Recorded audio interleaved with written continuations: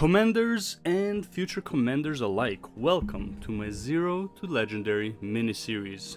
This is Framenthor, and in this series I'll be diving into how I would go about getting my legendary items if I started completely fresh. From picking the right profession, to prioritizing gold making, events and crafting, I'll show you step by step what I would do if I was starting over today. This video is aimed at new players, but maybe some veterans could also pick up a tip or two.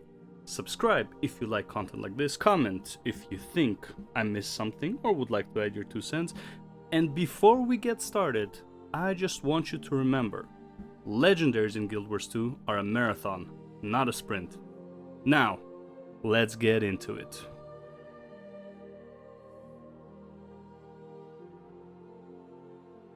Okay, this is kind of the last video in the series. For at least Zero to Legendary. I will be probably making some small videos talking more in depth about aspects, but I would like to keep things as simple as possible, kinda, friendly to new eyes. This video is a bit more, how should I say it, advanced in a sense, but assuming you unlocked everything that there is to unlock, you are completely caught up between episode 1 to episode 6, right? And honestly, just as long as you have Soto, as long as you unlock the expansions, finish the story, you're kind of good to go, okay? So I'm going to talk about 2 different daily rotations that I would focus on pretty much every reset, or technically you can do them outside of the reset. They kind of follow a very strict pattern because it's like one thing after the other. And it would depend based on which legendary you are aiming for next. So this is assuming you already got your legendary accessories, the back piece and the necklace. Those are, in my opinion, by far the priority to get. Okay, I believe you should get 2 confluxes, but we're gonna talk about legendary. Maybe I'll just do a tier list. You know what? At the end of this video, I'll do a tier list of of legendaries, just to spice things up a bit for the videos, I guess, and to kind of simplify it as well. In terms of the dailies, these would either focus on legendary weapon in End of Dragons, or the legendary armor set in Secrets of the Obscured. There is some minutia, I guess you can say, regarding the legendary armor. So I'll talk about that a bit more in depth moving along. Let's start this off with the End of Dragons legendary weapons, which are the weapons I recommend getting. They are one of the easiest weapons to get by far, other than maybe technically a legendary starter kit weapon, which I would only go for the legendary spear. But anyways, that's not about that right now. Let's talk about how you would go about it. There are 2 ways I would go about this. If I want to go to sleep earlier, I would go about one way. If I don't mind going to sleep a bit later, I would go about it another way. So let's say your daily starts at reset, okay? So between reset till the Naked Man, Layla Anomaly, you have 18 minutes. 18 minutes, technically you have 20 until it spawns, but I like to come there a bit 2 minutes early just to make sure that everything is kosher, So you have 18 minutes. This is where I would check out all of the treasure mushrooms there. I would try to get some daily chests done, talk to the NPCs, okay? Pretty much you can do everything, maybe even the Astral Vault daily, in those 18 minutes, okay? 18 minutes, you go to the Naked Men. It is done at 8:22, 8:23. Finish off the quick dailies, and maybe even the event daily. You might be able to finish that as well. We want to try and get to Dragon's End at 8:30. Okay, I'm assuming the reset is at 8, but basically 30 minutes after the reset, I want to get into Dragon's End. Why? I want to get my events done, and there's not much else to do at this point. So, we prepare for the Dragon's End meta, we do our Jade Maw at 8:45 in my case, or 45 minutes after the reset, and then we do the Dragon's End. Usually, you should be able to find a squad. If not, we're gonna have to skip this step, and we're gonna do something that happens later. We're gonna do that earlier. Let's assume for now that there is a Dragon's End meta going on. There is a squad. Keep checking the looking for group. The squad might form as late as 8:50, 50 minutes after reset, and as early as 8:25. So keep checking to see if a squad is being formed. It is not uncommon that there is no squad. However, I would say it's kind of like a 50-50 chance. Okay, so let's assume that there is a squad. You do your Dragon's End meta. You do that basically until 10 p.m. Okay, so 2 hours after reset. This meta takes a while, okay? Like a bit over an hour. From there, you go into Blackout. You finish Blackout, you go right into Gang Wars. From Gang Wars, you go into Dragon's Stand. You go into Drakkar right after, so Dragon's Stand. You want to be on the first group to Dragon's Stand. Okay, you want to get it done as fast as possible. The first group that goes in has the most people, usually finish the fastest. From Dragon's Stand, you go straight into doing Drakkar, and then you have Drakkar ends at like 11:20, so like 3 hours 20 minutes after reset, and you're gonna have 10 minutes to go into Seitung province to do Aetherblade Assault. You do want to get there before the actual time for the event, just so you don't end up waiting in queue for the map, having to do an overflow, which would take you longer. Okay, so basically, all in all, you are done in 4 hours. After, as soon as the reset starts, you have 4 hours and you're done with all the daily. Sounds like a lot, I know. Alternatively, okay, you can actually, if you don't do Aetherblade Assault the day before, you can do Aetherblade Assault 30 minutes before reset starts. So that would be your daily Aetherblade Assault. It's at the end of the day based on the reset. So you do Aetherblade Assault, then you do your dailies because it ends about at reset. Then you go to Naked Men, then Dragon's End meta, Blackout, Gang Wars, Dragon Stand, and Drakkar. It takes you still the same 4 hours, but 30 minutes earlier you can go to sleep or whatever. Now, again, technically, this is a nice cycle. You don't have to do it right after reset. You can actually do it pretty much at any time. If you are doing, let's say, Dragon's End at 3 p.m., you can go into Naked Men after. Then you can go into the, if you do Dragon's End meta at 3 p.m., you can go into Blackout after. You can go into Gang Wars after. You can go into Dragon's Stand after. You can go into Drakkar. Then you can go into your Seitung province Aetherblade Assault, and then wait 20 minutes and you get another Leyline Anomaly. Okay, it's a nice circular daily that you can do pretty much at any time. However, this is 4 hours of your time essentially. If you are doing these daily, obviously that's the ideal. If you are not, that's a whole other, monster to deal with. Now, in the case that Dragon's End meta, you cannot find a group at that time, what you would do is you are doing, you're gonna skip that part. Okay, so Dragon's End meta, this is at an even hour.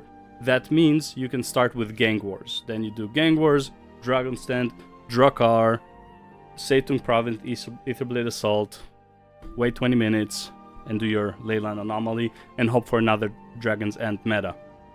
Okay, so there is a nice little rotation. You can kind of flip the Dragon's End meta with Gang Wars. Okay, so that's pretty much how I would go about it for farming daily a legendary weapon. Essentially, every 2 weeks, if you're doing this daily and somehow manage to finish your Fractal weekly and doing them every day. Again, this is a lot of gaming hours. I know I don't expect you anyone to actually do this. I'm talking about the most min-maxed way to do it. It is to do this daily, right? You do this, then you go into your fractals, 30 to 45 minutes. somehow fit in the World v World, maybe like on the weekend, somehow do your strikes daily. Of course, this is a lot of gaming hours. I am aware of it. I'm talking about like this is the best way to go about it, the most efficient way to go about it, to make it so that every 2 weeks you can essentially craft a legendary weapon. Obviously, if you don't have the time, don't stress over it. Do what you can, but know that you can fit this rotation of the daily at any point. If you have 3 hours, do what you can those 3 hours, depending on where you dropped into the rotation. Now let's talk about the legendary armor dailies, how I would go about it. Okay, so for the legendary armor, which is in Secrets of the Obscure, the daily rotation would completely change, and I would not be doing EOD legendary farming. I do still recommend trying to get the weekly done for EOD, same as if you're doing the EOD legendary daily, you try to get the weekly done for Secrets of the Obscure. There's no reason, if you have the time, to work on 2 legendaries at the same time, so that next, when you don't have the time, you don't have to work at it as hard, obviously. Okay, so Secrets of the Obscure legendary daily farm. This one, technically, gonna take you a lot less time in terms of like time investment. Not a lot, but like 10 to 40 minutes basically. So you start off at Reset. Reset has the Jontir Wilds Convergence.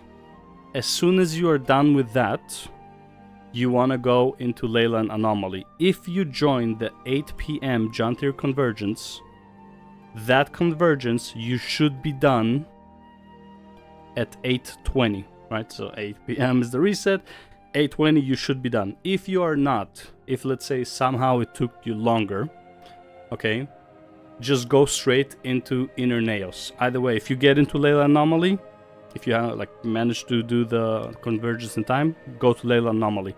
If you can't, go straight into Inner Naos. Try to do any of the metas, East or West. Do not do the full Spider meta, okay? Unless it's like already ongoing and there's a squad ready, fine, join them. It shouldn't take that long. But ideally, start working on the East one. East one is a lot faster. Usually people come to Inner Naos right after they do Omnitas, so it's not completely impossible. It's actually like really possible and pretty consistent that you can get an Inner Naos meta done. If you get it done before 8:50, start doing your dailies, check on the TMs, check on the alt farming chests, NPCs, all that stuff. 8:50, try not to make it later. You want to go into Archipelago, okay, the first map in Secrets of the Obscured, and you want to do opening the Wizard's Tower. That starts at 9 p.m. again, an hour after reset. Once you do that, you go into Secrets of the Obscured Convergence, okay, in the Wizard's Tower. Okay, that's 9:30, an hour 30 after the reset. From there, right away, you go into Omnitas, you do that meta, okay? From there, if you didn't do the Naked Man, Leyland Anomaly, 20 minutes after reset because your convergence was too slow, you can get the Naked Man after Omnitas, more than likely. Omnitas is not a very long meta. You should be done within 20 minutes. If, worst case scenario, you just got somehow really unlucky with the groups, it's okay if you don't get the Leyland Anomaly done that day. It's not the be-all end-all. You can do it every 2 hours, so it's not that big of a deal. You might be able to catch it some other time on that same reset. If not, again, Naked Man is like, in my opinion, the least priority, because you can just easily buy a Mystic Coin. Like 2 gold is not, or not even, it's like 180 now, 150, 180. It's not the be-all end-all, but ideally you get it done because it's on the way. Anyways, after Naked Man, all the way till 10:55, basically till 11 p.m. or basically 3 hours after reset.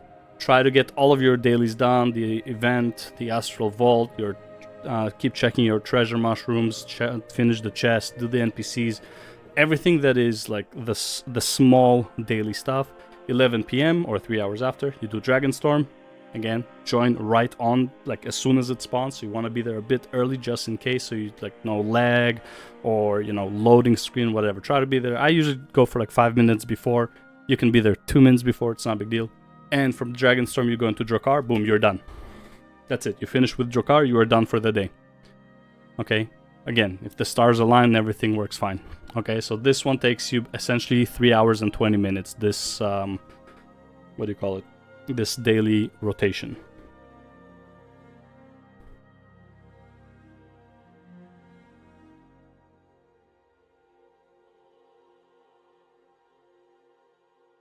To summarize how your weekly and daily rotation would go, again, super min-maxy, super systematic. If you don't want to play this way, don't play this way. Please just have fun, okay? Because I'm always getting the hate comments of like, well, you shouldn't tell people to play this way. It's like, bro, fuck off. Okay, this is how I would go about things. Obviously I'm gonna take some breaks sometimes and not do this, right? But if like I'm a person on a mission, I'm gonna do it. Okay, I'm gonna farm my legendaries and be done within like 6 or 7 months on one class completely, right? Like on an armor set, I would be done within like 6 to 7 months completely. Okay, if I do literally this every fucking single day, which by the way, I do not recommend, you will get exhausted. However, while you're not exhausted, okay, this is how I would do my daily and weekly goals, okay? My daily goals would be basically what I said at the beginning of the video, okay? You're gonna aim for these 4 metas, okay? I took this from the last video because I didn't want to redo it. But essentially, from the daily, you want to do these as much as possible. Just follow the daily rotation I told you about that takes 4 freaking hours, okay? Try to do that every day. And for the weekly, you want to try and get 6 convergences done, 3 from each. Why? Because essences is a real pain in the dick, okay? If you are farming for the legendary armor set and not the legendary weapons from EOD, you're farming the legendary armor from Soto, your daily would be the second daily I talked about, which is aiming for the armors. Okay, you do the Wizard's Vault, you do Omnitas at least 1. You can do more than 1, obviously, but I don't know, I feel like that's too much. And also, like, the other 2 parts from Wizard's Tower and Omnitas are going to lag behind anyways. So in that regard, I just do 1 Inner Nyos, 1 of the 3. Technically, the third one where you fight whatever his name is, Spider Dude, big guy, keep forgetting his name. His chest you can choose either the Wizard's Tower reward, the Omnitas reward, or the Naos reward, the cloth, the battery, or the Stardust. Okay, so if you do the third one, then you're good. Honestly, the most efficient way would be to do all 3 Inner Nyos metas. Again, don't recommend, it's exhausting, but if you enjoy it, fuck it. Do it, you know? All 3 metas, you'll get 2 clots and then 1 chest that is a choice between the other 2. Okay, technically, if you do that every day, those 3 and these 2, you can craft a legendary armor essentially every 4 days. Just like from the time-gated aspect of it, okay? And obviously, you do the convergences every single day, 2 a day. Again, following the daily routine that I talked about earlier, it's already included in it, okay? For the weekly, you want to try and get each one of the metas in EOD done, okay? Which is, again, 2 hours-ish, 2.5, I guess, hours, okay? Once a week. Why? Because you can get the statues from each one, you can turn them in for some extra reward. You will keep getting the writs, you will get a good chunk of the whatever that currency is that looks like a red scroll, okay? And it will be very easy for you to craft your next legendary weapon when you have the spirit shards and the clover just by doing this while maintaining your daily currencies that you get from Secrets of the Obscured. Ideally, if you're not sure which one you want to really go for, I would honestly recommend doing this, the daily Soto and weekly Etherblade and stuff like that. even while farming for the Trinket legendaries that I talked about. That I'm gonna talk about, I guess. I'm filming this after I did the... after I recorded something else. Oh my god. Okay, anyway, so... in my opinion, the best daily, weekly rotation is the second one. However, if you're really short on gold, I would go for the EOD metas first and then Soto next. Why? Because this is going to be more lucrative by making and selling the legendary weapon, but it's gonna cost like a lot more spirit shards compared to this. So, yeah. Okay, here's the tier list of the legendaries that I would get. Now, a quick disclaimer, why am I not talking about Coalescence? Why am I not talking about Transcendence? Why am I not talking about Orax for the back piece? Honestly, I don't find them very efficient. I talked briefly about them in the previous episode, episode 6, but to summarize, I just don't find them efficient. Ad infinitum is practically free if you've been doing fractals, and also you'll see that it's like, this is where you get ad infinitum. This is the last legendary you get before you start working on armors and other stuff, okay? It is bottom priority, it provides the least amount of stats, it is not very important compared to these guys. By the time you start working on ad infinitum, it's practically free. You get pretty much everything that you can buy that costs anything, aside from like Gift of Fortune, which you need regardless for Orax. Everything else you are given. It is practically a free legendary. Also, while working on it, you also get an ascended back piece, which you can use for your fractals, right? And by the way, the first ascended back piece that you get, because you keep evolving it, I think like 3 or 4 times, the first one you get is all you need for continuing, right? Obviously, I still recommend getting the Bloodstone ascended back piece because you can change the stats for free. But if you didn't get it, just get the ad infinitum's ascended. Okay, I'm not gonna go over how to do the quest, just Guild Wars 2 week yet. Okay, first priority by far, not even close.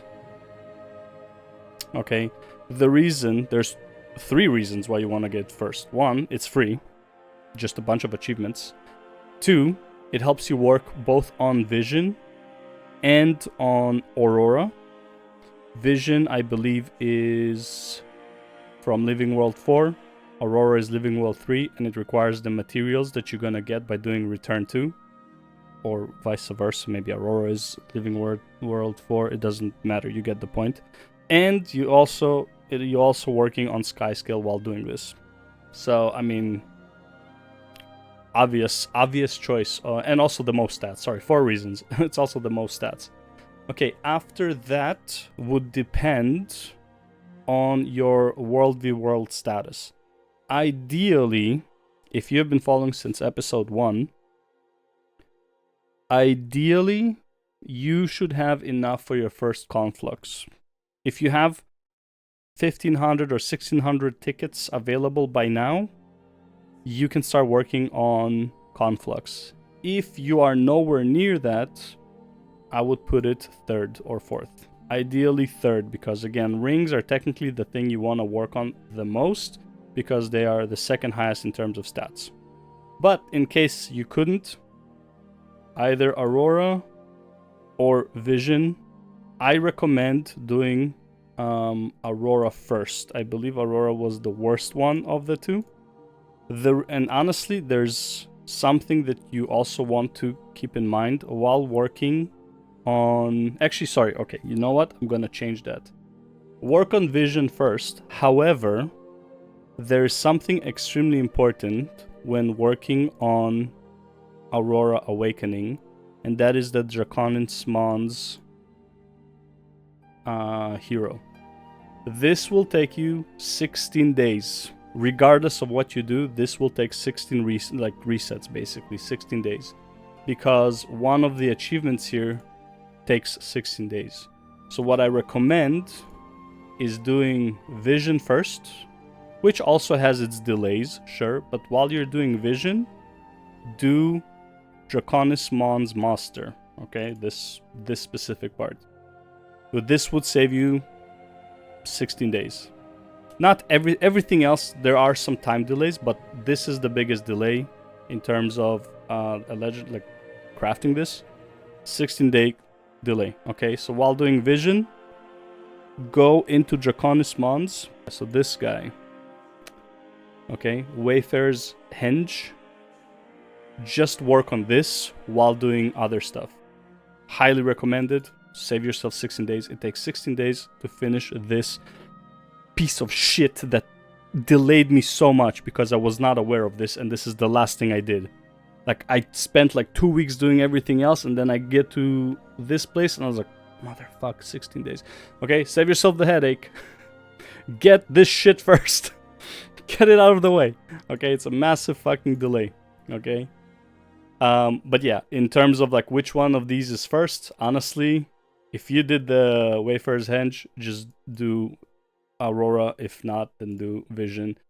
It doesn't matter which one first, okay? After that, let's say if you are doing Conflux third, then do it fifth. If you're doing it second, do it fourth. Okay? It takes 1850 tickets in a perfect world is about 5 weeks of your time. Trust me, you're not gonna. It's gonna take you more than 5 weeks to do either of these.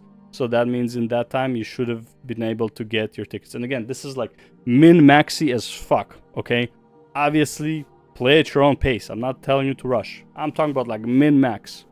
Okay, it is very unlikely for you to do something like this because of the tickets. They take so long to farm, 5 to 6 weeks. Okay, it's like min-maxy pace. So you might as well do it something like this. Okay, ideally you do have like 1500, 1600 tickets, then I would start working on this. Okay, that is as far as it goes in terms of the first legendary items that I would focus on. Okay, necklace has to be first because it's free. After that, depending on the situation, Conflux or Vision Aurora, and then another Conflux, and then Vision Aurora, whichever one you didn't do yet. Okay, let's talk briefly about why I do not like Coalescence. Okay, even if you like raiding, Coalescence requires 150 legendary insight. Your first legendary armor from raids costs 150 legendary insights because it's 50% off on the first one because you do not have to buy the ascended gear. Which, again, another tip: if you are missing ascended armor set and you're doing raids, which by the way, if you're doing raids, you shouldn't be missing it because like you should be getting the drops, but you can get literally a full ascended armor set for 100 for free if you do the raid achievements. Okay, but anyways, if you're doing Coalescence, let's say you're doing raids, you're getting legendary insights. 150 legendary insight equals either a full set or half a set, so 3 pieces.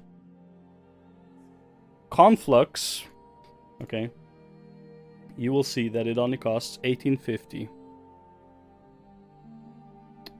Skirmish claim tickets. Why is this important? Okay, Warhelm. Okay, and you scroll all the way down. You need 1270, which means a Conflux is worth 1.5 legendary armor pieces compared to 3. And trust me, if you're getting 1850 World v World, Gift of Battle, you'd never have to worry about it. Like, you're gonna get a lot of Gifts of Battle if you farm 1850, okay? If you keep farming World v World, okay, and you're farming the 1850, just make sure you're collecting Gift of Battle, because you need 4 of them per Conflux, which, by the way, you're probably gonna get, okay? This fills up really fast, much faster than getting 1850. You can get a Gift of Battle Technically once a day, it takes 18 hours, 18 to 20 hours, and I'm pretty sure that's without boosting your World v World gains. And it takes a lot less if it's World v World week, like that's the event that's going.